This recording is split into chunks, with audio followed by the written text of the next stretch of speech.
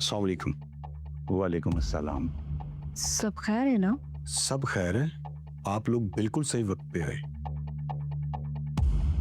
आप लोगों को याद दिलाना था, मोमल का मंथली चेकअप ड्यू था, वो कल नहीं आई।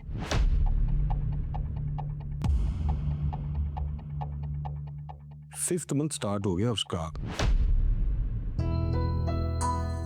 5th month? उसको केयर की बहुत जरूरत है। अरे वाह, मुझे तो मालूम ही नहीं था।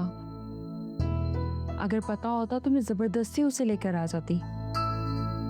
चले कोई बात नहीं, मैं लेडी डॉक्टर को घर भेज दूंगा। Thank you doctor. इसमें शुक्रिया की क्या बात है। ना आप मेरे लिए अजनबी हैं और ना मैं आपके लिए।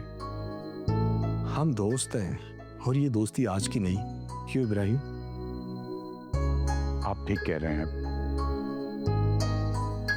आप प्लीज भिजवा दीजिएगा लेडी डॉक्टर को घर।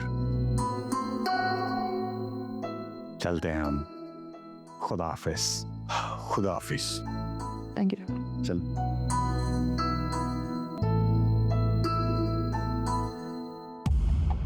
बाबा, बात समझने की कोशिश करें। बस, मैंने अपना फैसला सुना दिया। अब फैसला तूने करना है।